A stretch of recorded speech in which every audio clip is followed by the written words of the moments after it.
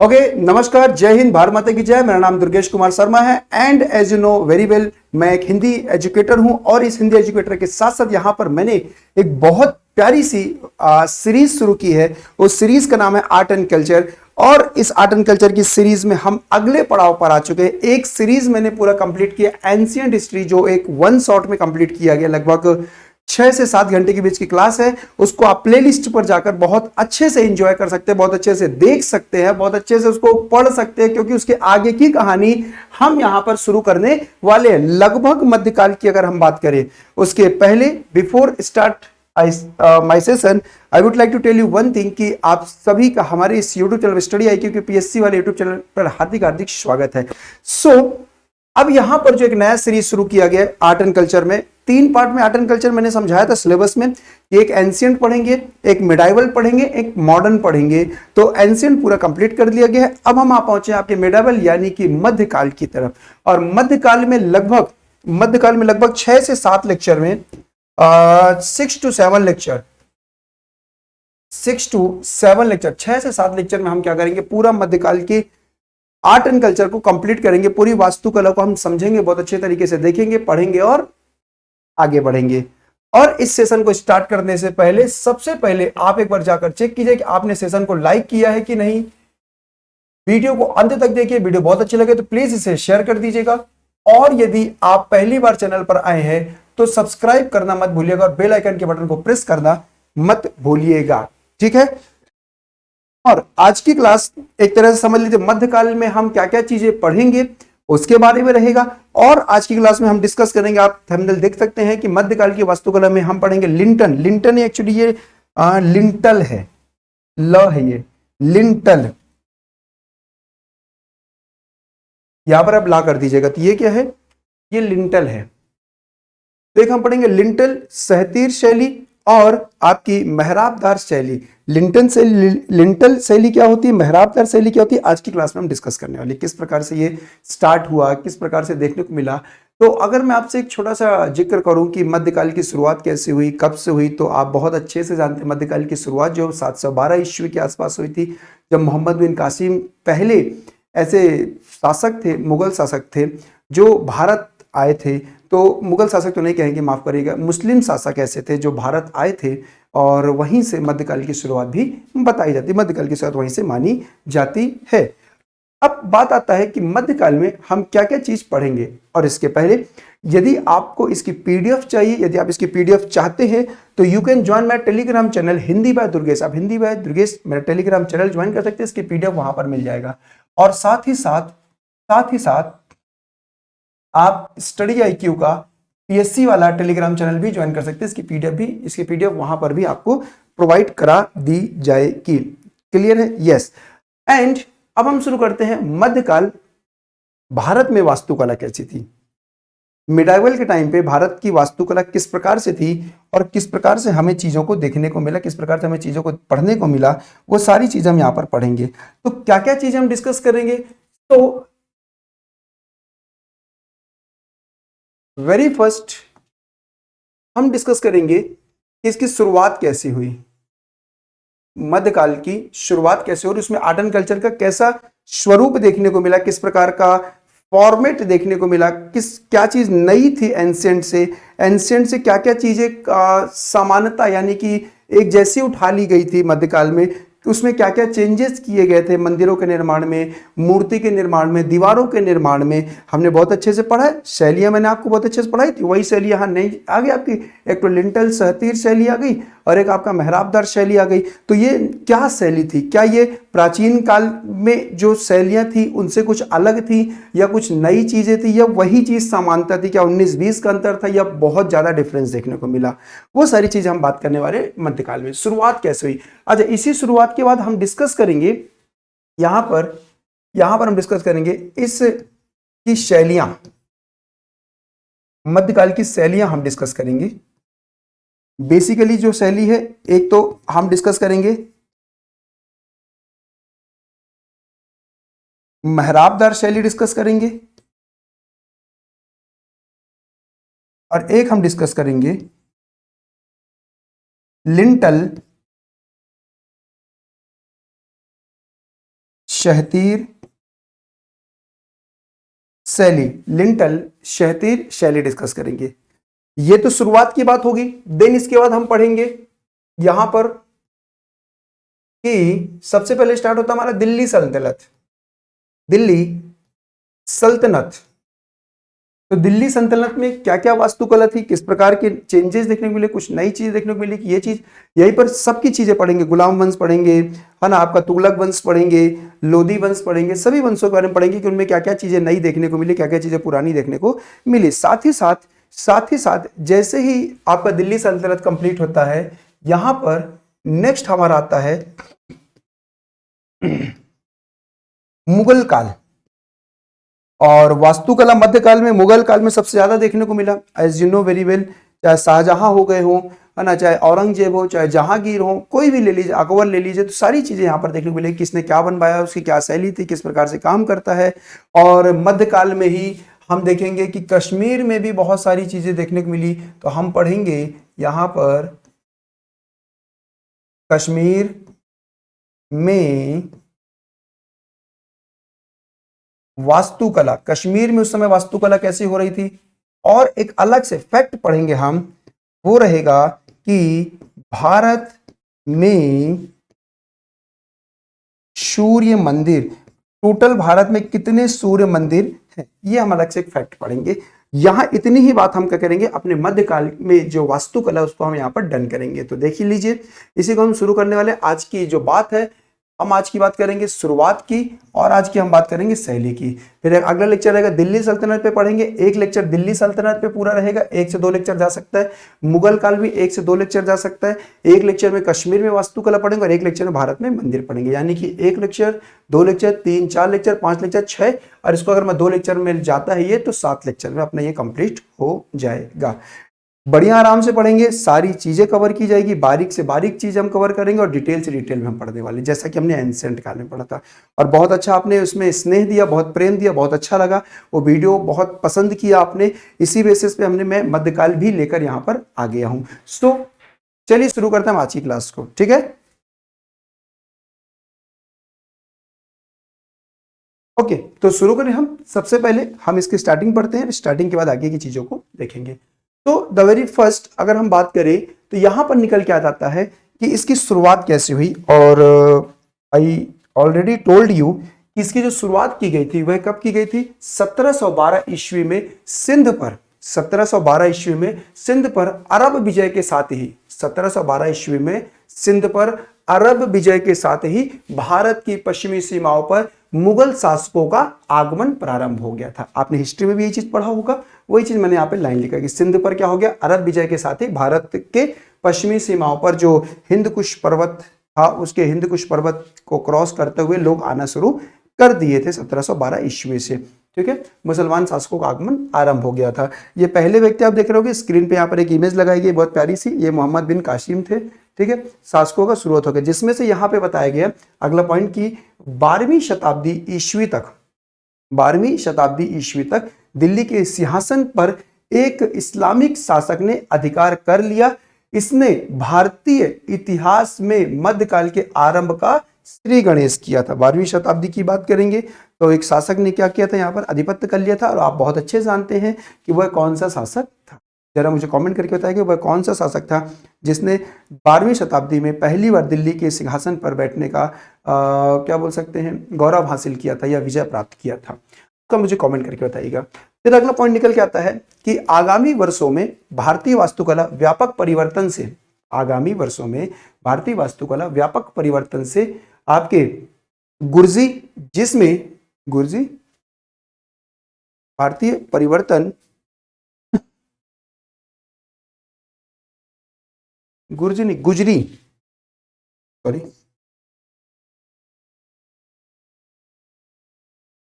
परिवर्तन से गुजरी, जिसमें नए शासकों की रुचियों और वरीयताओं को प्रतिबिंबित करने वाली सुलेखन और जड़ाऊ काम करने वाले अलंकार आदि जैसे नवीन तत्व प्रचलित हुए। लेकिन साथ ही स्थानीय वास्तुकारों ने स्थानीय वास्तु परंपराओं के कुछ पहलुओं को बनाए रखा। मैंने आपसे क्या कहा, जो प्राचीन काल के बेसिक स्ट्रक्चर थे, जो बेसिक प्रारूप था, जो बेसिक फॉर्मेट था, उसी बेसिक फॉर्मेट पर उन्होंने क्या किया, कंटिन्यू किया आगे की वास्तुकला को।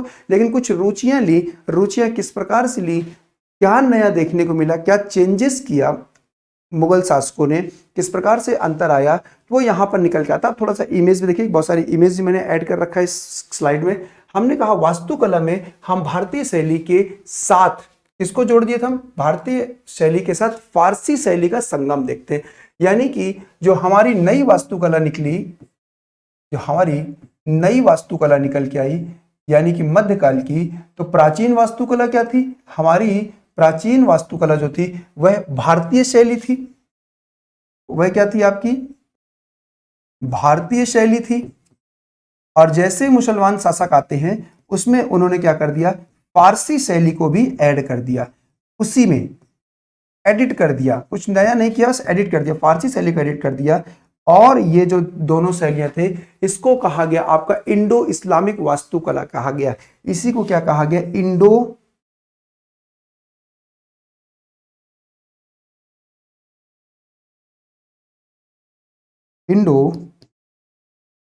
इस्लामिक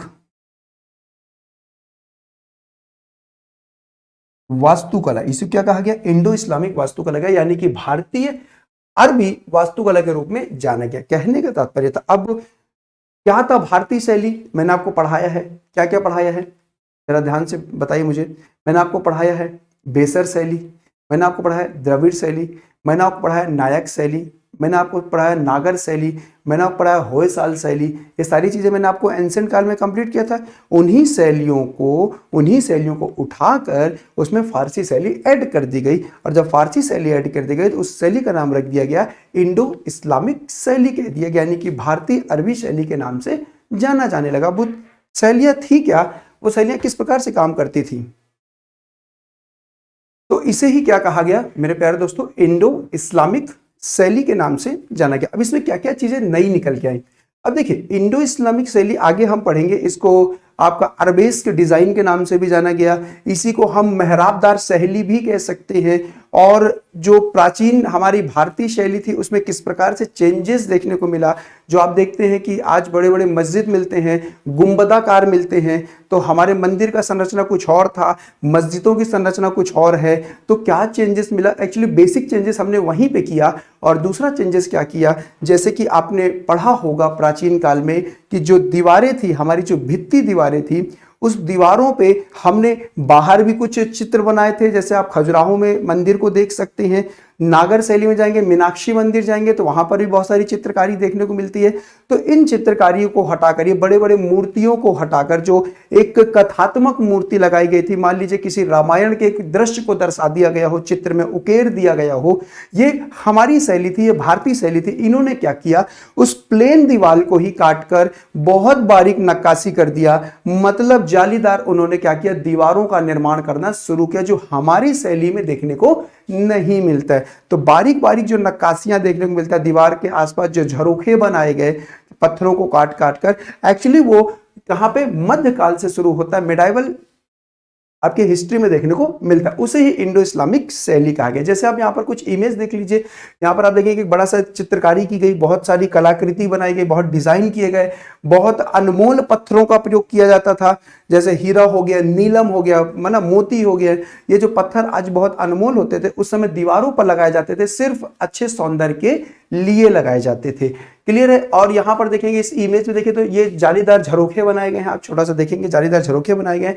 तो इन सभी चीजों की शुरुआत होती है आपके मध्यकाल में। और यहां पर देखेंगे तो कुछ डिजाइन आपको देखने को मिलता है। सबसे पहले मैं आपको बताना चाहूंगा इस डिजाइन को कहा क्या गया, तो इस डिजाइन को कहा गया था आपका अरबेस्क डिजाइन। ये जो आप डिजाइन देख रहे हैं, दैट्स कॉल्ड अरबेस्क डिजाइन, इसको हम कहते हैं अरबेस्क डिजाइन। अब ये जो दो इमेज आप देख रहे हैं, ये दो इमेज, ये अरबेस्क डिजाइन में बने हुआ। अब अरबेस्क डिजाइन क्या होता है, so before start this point मैं आपको कुछ और चीज बताना चाहूंगा। सबसे पहले कि यहां पर आते हैं कि इंडो इस्लामिक वास्तुकला की कुछ विशेषताएं भी हैं, मतलब कुछ कैरेक्टरिस्टिक्स हैं जो उनके अच्छे भाग को, अच्छे पॉइंट को क्या करता है यहाँ पर रिप्रेजेंट करता है।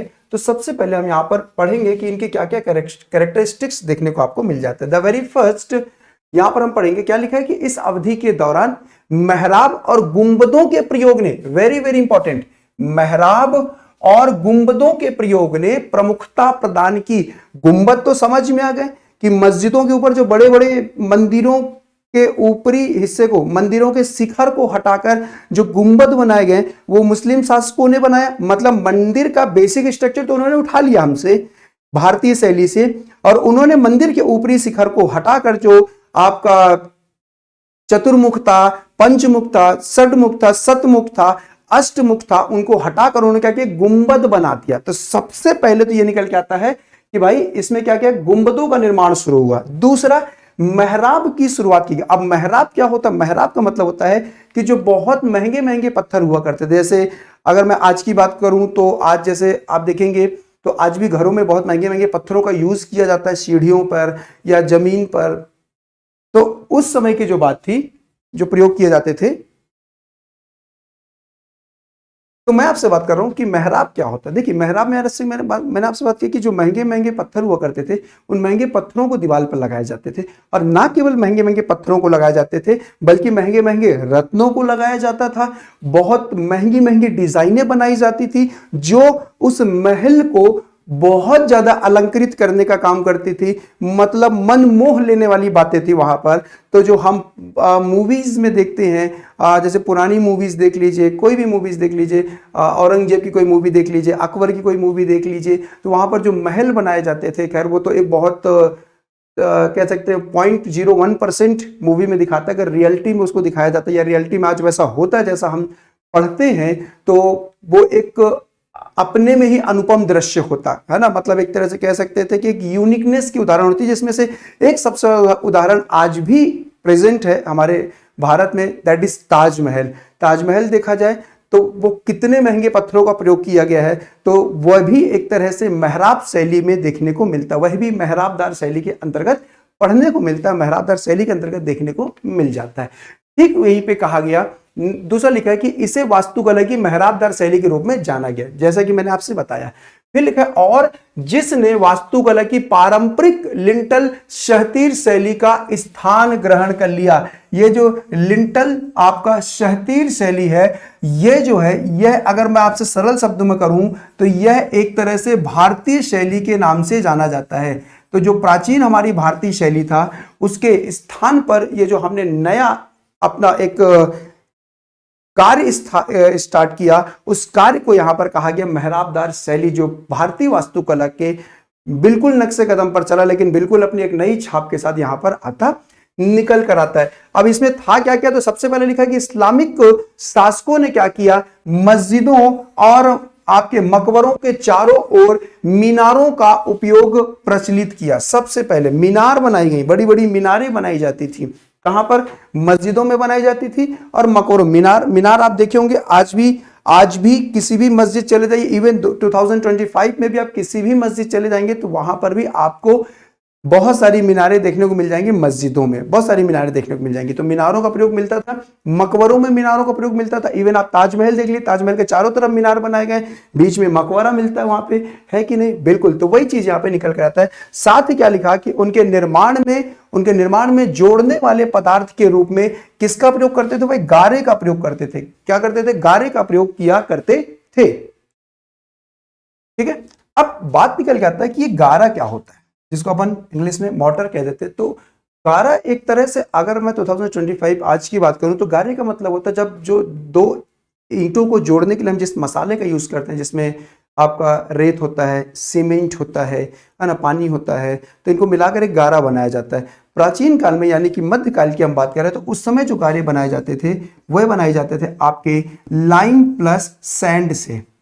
दो चीजों का मिश्रण हुआ करता था, चूना और रेत को मिलाकर गारे बनाए जाते थे। तो मध्यकाल में यहां पर गारे का प्रयोग में क्या आता था? एक लाइम आता था और एक सैंड निकल कर आता था। फिर आता है यहां पर कि इंडो इस्लामिक वास्तुकला में मानव और पशु आकृतियों का प्रयोग बहुत कम हो गया था। अब ऐसा क्यों किया गया? हमने यहां पर मानव और पशु की जो आकृतियां हैं इनका प्रयोग कम क्यों कर दिया, उसका कारण क्या था कम करने का? तो उसका कारण बस इतना था कि हमने क्या किया, यानी कि मध्यकाल में दीवारों में क्या शुरू कर दिया गया, दीवारों में ये आकृतियां शुरू कर दी गई। दीवारों में डिजाइन बनाना प्रारंभ कर दिया गया था। क्या कर दिया गया था? डिजाइन बनाना प्रारंभ कर दिया गया था। यही था आपका मध्यकाल की कुछ विशेषताएं। अब ये होता है अरबिस्क डिजाइन क्या होता है, मैंने आपको बता दिया। ठीक है, किस प्रकार से मेहराबदार शैली ने आपका भारतीय शैली यानी कि लिंटल शहतीर शैली का स्थान लिया था, ये चीज हम यहां पर बात करते हैं। ठीक है, ये चीज डन हो गया, बिल्कुल अच्छे से कंप्लीट किया। ठीक है, बहुत अच्छे से कंप्लीट किया, कोई डाउट तो नहीं है? बिल्कुल कोई डाउट नहीं है। आगे की बात करें, अगले पड़ाव की हम बात करते हैं और स्टार्ट करते हैं, अगले पॉइंट की बात करते हैं। ठीक है, हाँ जी, आइए तो आगे की बात करते हैं। अगला आता है यहाँ पर कुछ और विशेषताएं हैं इंडो इस्लामिक की, कुछ और कैरेक्टरिस्टिक्स है, उसको भी हम यहाँ पर देख लेते हैं क्या क्या कैरेक्टरिस्टिक्स है।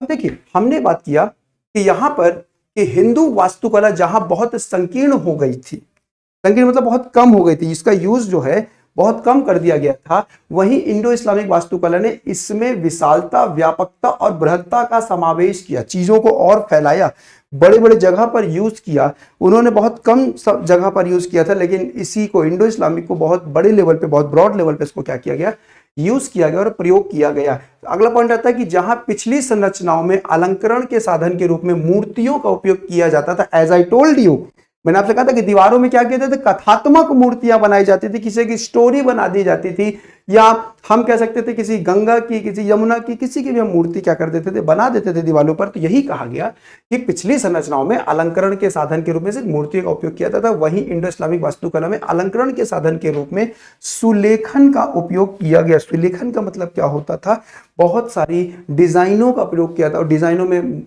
महंगे महंगे पत्थरों का प्रयोग करना वो होता था आपका। फिर लिखा अलंकरण के लिए, देखिए जो मैंने आपसे बताया, अलंकरण के लिए आपके अरवेस्क विधि, अरवेस्क पैटर्न का भी उपयोग किया जाता था। अरवेस्क से आशय है ज्यामितीय वनस्पतिक अलंकरण के प्रयोग से है। अब यहां पर देखिए, ये जो आप देखेंगे ज्यामितीय वनस्पतियों का बनाया गया, मतलब फूल पत्तियों को बनाया गया। यहां पर कहा गया कि ज्यामितीय वनस्पतिक अलंकरण के प्रयोग से है, और इसकी विशेषता एक सतत तना होता है। जैसे एक सतत तना हुआ करता था, ये जो आप देखते थे, ये एक तना है, ये एक तने के ऊपर सब कुछ बनाई गई कलाकृति यहां पर देखने को मिलता है। इसकी विशेषता सतत तना होता है। यह पत्तेदार द्वितीय तने की श्रृंखला का निर्माण करते हुए नियमित अंतराल पर विभाजित होता है, और द्वितीय तना भी पुनः विभाजित होता है, या इसे मुख्य तने से मिलाने के लिए वापस मोड़ा जाता है, और जिससे एक सजावटी पैटर्न का निर्माण होता है। ये होता है आपका अरबेस्क डिजाइन कहलाता था। ये क्या कहलाता था? अरबेस्क डिजाइन कहलाता था। आप इसको आराम से देख सकते हैं, इस डिजाइन को आपको और अच्छे से समझ में आ जाएगा, ये बहुत अच्छे से समझ में आ जाएगा। ठीक है, तो आपको और क्लियर दिखा देता हूं कुछ इमेज और आपको क्लियर दिख जाएगा, और क्लियर आपको समझ आएगा। जैसे आप ये इमेज देखिए, ये इमेज आपको बहुत ज्यादा हेल्प करेगा समझने में। ये है आपके अरबेस्क पैटर्न पर बने हुए कुछ डिजाइन है।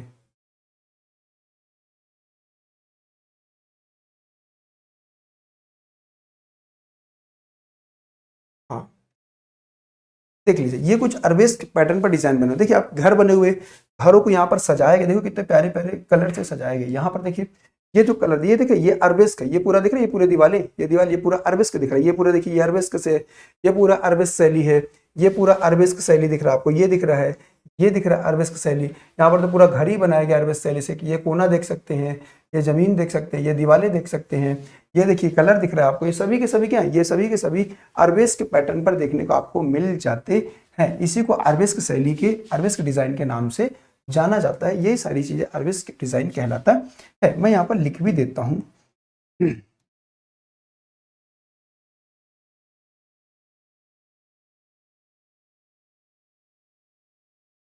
अरबेस्क डिजाइन। ठीक है, अरेबिस्क डिजाइन। क्लियर हो गया। चलिए कुछ आगे बात करते हैं, अगले पड़ाव पे चलते हैं। यहां पर देखिए कुछ और पॉइंट है जो यहां पर छिप गया है, छिप गया है। एक मिनट रुकिएगा, थोड़ा सा मुझे बस। हाँ, अब देखिए नीचे पॉइंट पढ़िएगा, अगला पॉइंट पढ़िए क्या लिखा हुआ है यहां पर अगला पॉइंट क्या लिखा है कि सजावटी पैटर्न से लेकर समरूपता की भावना आत्मसात करने तक इस अवधि की वास्तुकला में भारी पैमाने पर ज्यामिति के सिद्धांतों का उपयोग किया गया। भारी पैमाने पर क्या किया गया, ज्यामिति के सिद्धांतों का प्रयोग देखने को मिलता। बहुत मजेदार, बहुत बड़े लेवल पर हमको क्या मिला, ज्यामिति के सिद्धांतों का प्रयोग देखने को मिला। और इसी को हम क्या करते चले गए, बहुत अच्छे से पढ़ते चले गए, देखते चले गए और समझते चले गए। यही कहलाता है आपका अरेबिस्क। और किस प्रकार से हमने लिंटल शैली को कंप्लीट किया, किस प्रकार से हमने मेहराबदार शैली कंप्लीट किया, दोनों में डिफरेंस समझ में आ गया। और भी चीजें जो यहाँ पर हम डिस्कस करने वाले हैं, और भी चीजें जो हम यहाँ पर पढ़ने वाले हैं, कुछ और विशेषताएं भी यहाँ पर इंडो इस्लामिक में देखने को मिल जाती हैं। कुछ और विशेषताओं की हम बात करते हैं, कुछ और विशेषताएं देखते हैं। ठीक है, चलिए कुछ और की बात कर ले। यहां पर देखिए नेक्स्ट लिखा है कि और क्या होता था इंडो इस्लामिक वास्तुकला में, और कुछ नई नई चीजें क्या देखने को मिलती थी। तो सबसे पहले यहां पर देखिए क्या लिखा है कि भवनों में जाली का जटिल काम किया गया था। यह इस्लाम धर्म में प्रकाश के महत्व का प्रतीक था। Very very and very very important. देखिए यहां पर ये तो जालीनुमा दिख रहा है आपको, जालीनुमा संरचना यहाँ पे आप इमेज में देख सकते हैं। ये तो जालीनुमा संरचना है। ये क्या कहा गया कि भवनों में जाली का जटिल काम किया जाता था, यह इस्लाम में धर्म का प्रतीक माना जाता था। ठीक है, अब जो जालीनुमा संरचना बनाए जाते थे, मैंने एक छोटा सा डेमो दिखाया और उसके कुछ बड़े बड़े एग्जांपल्स हैं। जैसे यहाँ पर आप देख सकते हैं, जैसे यहाँ पर देखिए ये हवा महल आप देख सकते हैं, या फिर ये एक इमारत देख सकते हैं। बहुत बढ़िया इमेज दिख रहा है। इस इमेज को थोड़ा सा और बड़ा कर देता हूँ ताकि और अच्छे से क्लियर हो सके आपको। ये देखिए यहाँ पर देखिए जो जो कलाकृति की गई, देखिए जालीनुमा की गई, जो दीवार बनाए गए जालीनुमा बनाए गए, है ना। यहाँ पर भी दीवारें जो है जालीनुमा बनाई गई हैं, है कि नहीं, है ना। ये दीवारें आप देख सकते हैं जालीनुमा बनाई गई हैं। या फिर आप ये देख लीजिए, एक बहुत प्यारा सा एग्जांपल है यहाँ पर। ये चीज, ये भी जालीनुमा संरचना का ये एक बहुत बढ़िया उदाहरण नक्काशी देखने को आपको मिल जाता है। तो सारी की सारी चीजें क्या है, आपकी जालीनुमा संरचना बनाना शुरू किया गया भवनों के निर्माण में। ठीक है, ये क्या मानते थे कि प्रकाश का महत्व मानते थे। इनका ऐसा मानना था कि जो प्रकाश घर के अंदर आएगा उसको बहुत इंपॉर्टेंस दिया करते थे। उस इंपॉर्टेंस के लिए क्या करते थे, दीवालों पे ये जालीनुमा संरचना बनाया करते थे। दीवालों में पत्थरों को बहुत बारीकी नक्काशी से काट कर बनाए जाते थे। बहुत बारीकी से चीजों को देखने को मिलता था हमें। ये चीज यहाँ पर आता है। अच्छा, फिर पॉइंट आता है यहाँ पर, नेक्स्ट पॉइंट यहाँ पर देखने को मिलता है आपका, वो ये देखने को मिलता है कि इस अवधि की वास्तुकला की एक महत्वपूर्ण विशेषता आंगन के फूलों, फव्वारों और छोटी नालियों के रूप में परिसर में पानी का उपयोग था। पानी का मुख्य रूप से 3 प्रयोजनों के लिए उपयोग किया जाता था। मतलब उन्होंने नया परिसर, ऐसा परिसर बनाया। अब परिसर जब वो महल बनाया करते थे, भवन बनाया करते थे मध्यकाल में, तो महत्वपूर्ण उनकी विशेषता क्या थी कि आंगन में फूल लगाए जाते थे, फूलों के बड़े बड़े बगीचे लगा दिया करते थे, है ना। फव्वारे लगाए जाते थे, सेंटर पे फव्वारे का प्रयोग किया जाता था। और छोटी नालियों के रूप में परिसर में पानी का उपयोग देखने को मिलता था। और पानी के मुख्य 3 प्रयोजन के लिए किया था, मतलब 3 प्रयोग था पानी का। एक धार्मिक प्रयोजन था, एक परिसर में शीतलन के लिए था, और एक सजावटी उद्देश्य था। 3 चीजें था। ठीक है, एक तो क्या था आपका धार्मिक प्रयोजन था, जो उनका अपना था। एक शीतलन के लिए, ठंडक रहे इसलिए पानी का प्रयोग करते थे वो, और सजावट के लिए भी क्या करते थे, पानी का उपयोग करते थे। तो बेसिकली 3 प्रकार से वो पानी का प्रयोग करने के लिए पूरे भवन में पानी का क्या करते थे, संचार किया करते थे। ठीक है, उसके बाद निकल के आता है यहाँ पर कि इस्लामिक शासकों ने बागों की 4 बाग शैली का प्रचलन किया। इसकी 4 बाग शैली का प्रचलन किया। इसमें एक वर्गाकार खंड 4 समान वर्गों में विभाजित किया जाता था। ये देखिए 4 बाग, 4 बाग का मतलब होता है 4 तरह के बाग, 1 2 3 4, ऐसे महलों में 4 बाग का क्या किया जाता था, निर्माण किया जाता था। 4 बाग बनाए जाते थे। 4 बाग यहाँ पर देखने को हमको आपको मिलते थे। 4 बाग का क्या होता था, प्रयोग भी देखने को मिलता था। ठीक है, अब 4 बाग की शैली को अपन देखते हैं। चलिए, अगर 4 बाग को और अच्छे से मैं आपको दिखाऊं, 4 बाग को और अच्छे से क्लियर करना हो तो आप इस इमेज को देखिए और अच्छे से समझ में आ जाएगा 4 बाग। देखिए यहां पर दो तरीके से चारबाग हुआ करते थे। एक तो मान लीजिए यहाँ पर बीच में क्या होता था, महल बना होता था। बीच में क्या होता था, महल बनाए जाते थे और महल के चारों तरफ से रास्ते हुआ करते थे। महल के चारों दिशाओं से रास्ते हुआ करते थे। ये गेट है, ये जो आप देख रहे हैं ना, ये गेट है। ये चारों तरफ से क्या है, ये गेट बनाए जाते थे, चारों तरफ गेट हुआ करता था। और ये जो आप देख रहे हैं चार बाग, ये 1 2 3 4, 1 2 3 4 है ना, 1 2 3 4, 1 2 3 4, ऐसे चार, ये चार बाग कहलाया करते थे। चारों तरफ बाग से घिरे हुए करते थे, उसको चार बाग कहा जाता था। एक स्ट्रक्चर ये भी आप देखिए तो और क्लियर दिख जाएगा आपको। जैसे ये बीच का महल हो गया, महल से ये हो गया आपका गेट, एक रास्ता, महल का एक गेट ये रास्ता हो गया, महल से एक गेट ये रास्ता हो गया, रास्ता एक ये रास्ता हो गया, ये गेट हो गया, बीच में महल हो गया, महल की तरफ चार दीवार, चार बाग हो गया, 1 2 3 4, ये चार बाग हुआ करते थे। बहुत अच्छा दिखा करता था, बहुत अनुपम दृश्य हुआ करता था। आज भी आप देख सकते हैं मुंबई में भी, दिल्ली में भी ऐसे बने हुए हैं बाग, कुछ उनको संरक्षण में रखा गया है, तो आप उसकी बहुत अच्छे जीता जाता है नमूना भी यहाँ पर आप देख सकते हैं। तो ये कहलाता था कि इस्लामिक शासकों ने बागों की चार बाग शैली का क्या किया था, चार बाग शैली का प्रचलन किया था। इसमें एक वर्गाकार खंड चार समान भागों में विभाजित किया जाता था। एक वर्गाकार को चार समान भागों में क्या कहता था, विभाजित किया जाता था। आप मैथ्स में भी पढ़े होंगे। आज उसी फॉर्मेट को ध्यान में रखते हुए बहुत सारे आज गार्डन भी बनाए जाते हैं।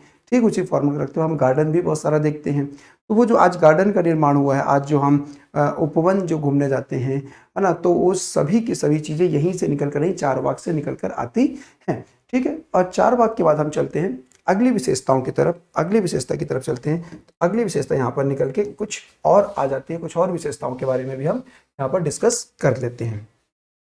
अब यहाँ पर निकल के आता है अगला जो विशेषता थी यहाँ पर मध्यकाल में निर्माण में, भवनों के निर्माण में, वो था इस अवधि की वास्तुकला में प्रस्तर की दीवारों में, इस अवधि की वास्तुकला में प्रस्तर की दीवारों में सजावट के लिए, प्रस्तर मतलब पत्थर, पत्थर की दीवारों में सजावट के लिए कीमती रंगीन पत्थरों और रत्नों को जड़ने के लिए पित्रा दूरा तकनीक का उपयोग किया जाता था।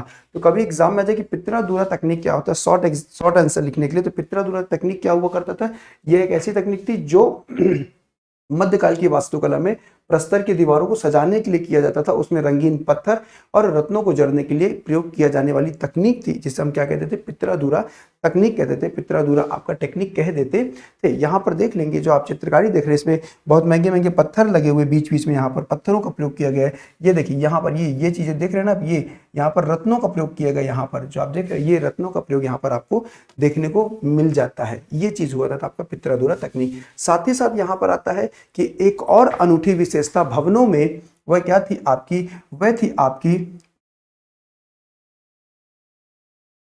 फोरिस्टोनिंग तकनीक का उपयोग किया था। क्या होता था आपका, ये आपका फोरिस्टोनिंग तकनीक का प्रयोग क्या होता था, इस तकनीक का प्रयोग इस तकनीक किया जाता था कि शिलालेख दूर होते हुए पास नजर आते थे। इसको कहा जाता था आपका फोरिस्टोनिंग तकनीक कहा जाता था। कि ये जो अनूठी विशेषता थी ये पित्रा-दूरा की, मतलब वो दूर भी होते थे कोई चीज तो ऐसा लगता था कि बहुत पास है, मतलब इतना वो चमकते थे, इतना उनमें अलंकरण का प्रयोग किया जाता था। उस अलंकरण के प्रयोग की वजह से वह इतने चमकदार दिखते थे, ऐसा लगता था कि वह बगल में ही खड़े हैं या बगल में ही वो दीवार है, चूंकि वो होती बहुत दूर दूर दीवार थी। तो एक इसकी विशेषता ये थी, पित्रा-दूरा तकनीक की विशेषता अपने को ये देखने को मिल जाती थी। ठीक है, अब पित्रा-दूरा तकनीक के बाद एक लास्ट स्लाइड हमारी बच जाती है। उस लास्ट स्लाइड में हम बात करते हैं कि मेहराबदार शैली और आपका लिंटल शाहतीर शैली के बीच डिफरेंस क्या देखने को मिले, क्या क्या अंतर देखने को मिलता था। तो आइए बात करते हैं इसमें। ठीक है, तो अगर हम बात करें कि मेहराबदार शैली का जो प्रवेश था, अगर मैं आपसे बात करूं प्रवेश, तो मेहराबदार शैली का प्रवेश मैंने ऑलरेडी आपको बताया क्या था कि इसकी विशेषता मेहराब और गुंबद का प्रयोग था। इसकी विशेषता मेहराब व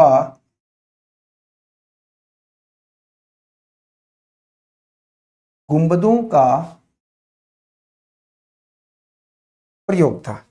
ठीक है, गुंबदों का प्रयोग था। एक तो ये इसकी विशेषता निकल के आती है। और इधर अगर हम प्रवेश की बात करें तो इसकी विशेषता क्या थी, लिंटल का उपयोग था।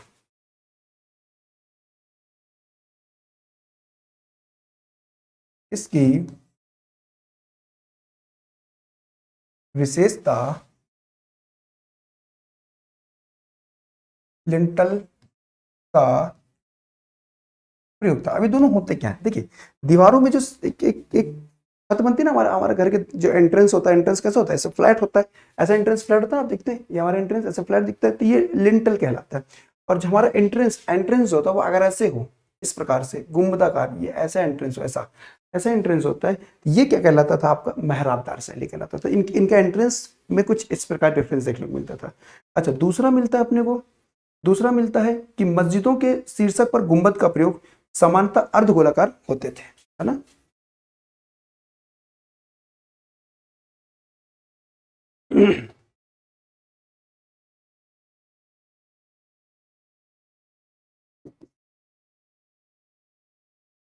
लिखेंगे इसमें कि मस्जिदों के शीर्ष पर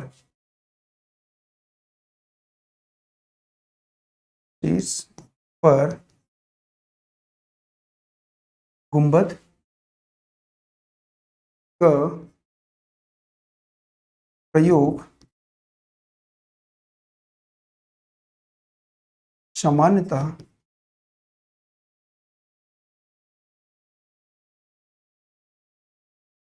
अर्धगोलाकार का हम क्या करते थे, प्रयोग करते थे, ठीक है।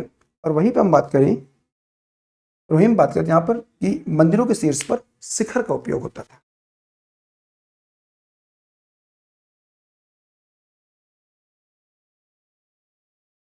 मंदिरों के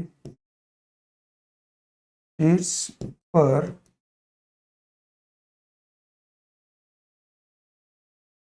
शिखरों का उपयोग पढ़ा हुआ है, कुछ नई बात तो नहीं है ना, लिंटल में। नेक्स्ट निकल के आता है कि सामान्यतः मस्जिदों के चारों कोनों पर मीनारें होती थी।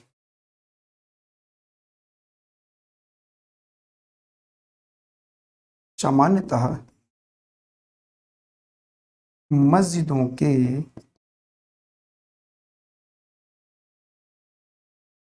चारों कोनों पर मीनारें होती थी। मीनारें होती थी। इसमें ऐसा कुछ भी नहीं होता था। ऐसा कुछ भी मीनारें हम नहीं बनाते थे, भारतीय शैली में ऐसा कुछ मीनार देखने को हमको मिला ही नहीं, तो हम बनाते ही नहीं थे, ठीक है। फिर आ जाता है यहाँ पर कि निर्माण हेतु ईंट, चूना प्लास्टर और गारे का उपयोग आरंभ हुआ।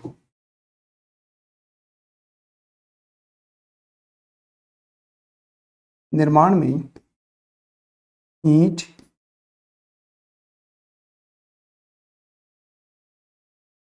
चूना पत्थर व गारे का प्रयोग यहाँ पर देखने को हमको मिल जाता है। और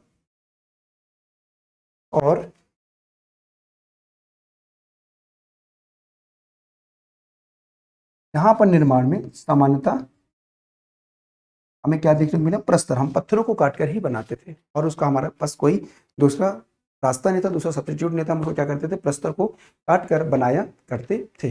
तो एक बेसिक सा जो स्ट्रक्चर हमने यहाँ पे पढ़ा आर्ट एंड कल्चर का, आई होप आपने चीज़ों को बहुत अच्छे से समझा होगा, बहुत अच्छे से अपनाया होगा, बहुत अच्छे तरीके से एंजॉय किया होगा। ठीक इसी तरीके से ये सीरीज वर्क कंटिन्यू चलती रहेगी, इस सीरीज वर्क को हम ऐसे ही पढ़ते रहेंगे, इस सीरीज वर्क को हम ऐसे ही देखते रहेंगे। तो चलिए मिलते हैं हम अगले सेशन पे, तब तक के लिए थैंक यू फॉर वॉचिंग, है ना। अगर आपको कोई डाउट होता है, किसी प्रकार का समस्या है, तो आप मुझे कनेक्ट कर सकते हैं, you can connect me on my number. और अगर लगता है कि मुझे इसे और अच्छे से पढ़ना चाहिए और डिटेल फॉर्म में पढ़ना चाहिए, सर से और अच्छे से पढ़ने की रिक्वायरमेंट है, ज़रूरत है, तो आप नीचे चल रहे मेरा DK live coupon code use करके कोई भी बैच को परचेस कर सकते हैं, चाहे आप उत्तर प्रदेश से हों, बिहार से हों, मध्य प्रदेश से हों, हिमाचल प्रदेश से, उत्तराखंड से हों, कहीं से भी हों। जहाँ तक स्टडी IQ का पहुँच है, जहाँ तक स्टडी IQ पहुँच सकती है, वहाँ तक आपका आर्ट एंड कल्चर काम करेगा। और अगर आपके मेंस में आर्ट एंड कल्चर आता है तो वेल एंड गुड है, अगर प्री में आता है तो भी बहुत अच्छी बात है। ये प्री और मेंस दोनों के लिए चलाई जाने वाली एक सीरीज़ है, तो बहुत अच्छे से आप इसको एंजॉय कीजिए, पढ़िए और अपने सिलेबस को कंप्लीट कीजिए, अपने नोट्स को कंप्लीट कीजिए, और किसी प्रकार का डाउट है तो आप हमसे कांटेक्ट कर सकते हैं। और अगर आप कोर्स परचेस करना चाहते हैं तो अभी ऑफर चल रहा है, आप हमारे कोर्स को परचेस कर सकते हैं। डीके लाइव कूपन कोड लगाकर उसको और ऑफ मिल जाएगा आपको। ज़्यादा डिटेल में आप वेबसाइट पे या हमारे एप्लीकेशन पे जाकर कोर्स की डिटेल ले सकते हैं और उसे पढ़ सकते हैं। चलिए मिलते हैं अगले सीरीज पर, इसी के बाद अगली क्लास में। तब तक के लिए थैंक यू सो मच। जय हिंद, भारत माता की जय। Have a good day, bye bye, take care. जय हिंद, भारत माता की जय, बाय बाय। जाने से पहले सेशन को एक बार लाइक कर जाइएगा सभी के सभी प्लीज़। वीडियो बहुत अच्छी लगी हो तो इस वीडियो को प्लीज़ शेयर कर दीजिएगा अपने सोशल मीडिया के माध्यम से। और यदि आप चैनल पर पहली बार आए हैं तो सब्सक्राइब करना मत भूलिएगा, बेल आइकन के बटन को प्रेस करना मत भूलिएगा। और इसी तरीके के अपडेट्स के लिए आप जुड़े रहिए स्टडी IQ के PSC चैनल के साथ। और कमेंट करके बताइएगा क्लास कैसी रही और क्या क्या चीज़ें हम इसमें ऐड कर सकते हैं। जय हिंद, भारत माता की जय, बाय बाय, टेक केयर।